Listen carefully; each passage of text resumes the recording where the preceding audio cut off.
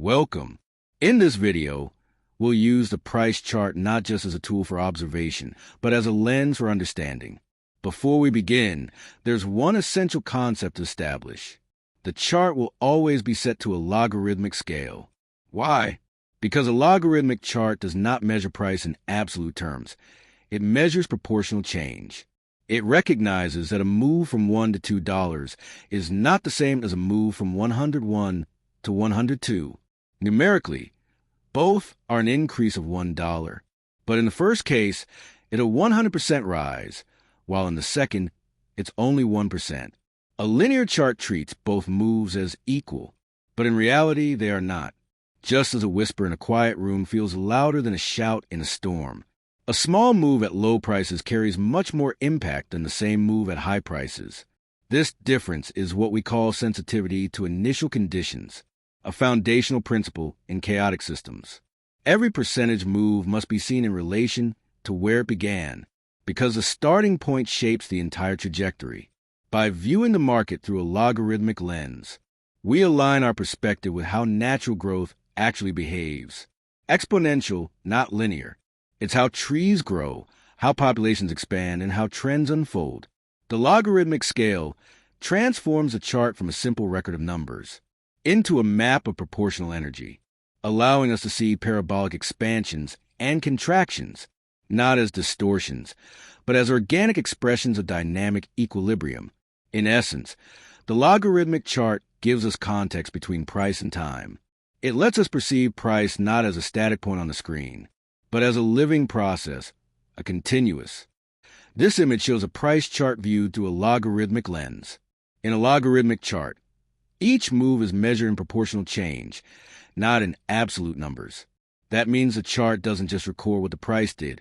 It reveals how strongly it reacted relative to where it started.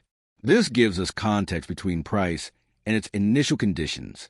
Every movement on the chart is linked to the energy of the move that came before it. Each step feeds the next, like a chain where every link carries information from a previous one. The result is a continuous system, not a random series of events. In this view, the market behaves more like an organic process, where growth and decay unfold in proportion to past momentum. Patterns and curves that look chaotic on a linear scale become logical and consistent on a logarithmic one. That's why the logarithmic chart is not just more accurate. It's more truthful to how dynamic systems actually evolve. Each move shaped by its origin, each future influenced by its past. This is a logarithmic chart of Bitcoin, shown in 3-month candles. At first glance, the movement looks parabolic, a rapid rise, a slowdown, then a new expansion phase.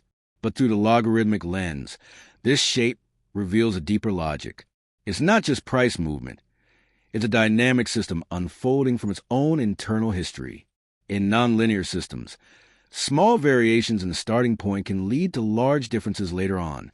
This principle is known as sensitivity to initial conditions, measured by the Lyapunov exponent. When sensitivity is high, every small change in the past continues to echo through the future. Each parabolic curve on the chart represents a phase where the market is reacting to itself. Every move creates the conditions for the next one. It's a continuous chain of cause and effect.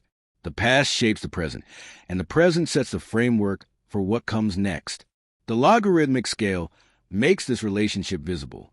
It reveals how growth and decay happen in proportion to themselves, not in absolute numbers, allowing us to see the true geometry of dynamic equilibrium.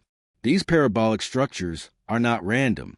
They are the energy map of a reflexive system, a living feedback loop, where each cycle of expansion and contraction is mathematically linked to the one before it.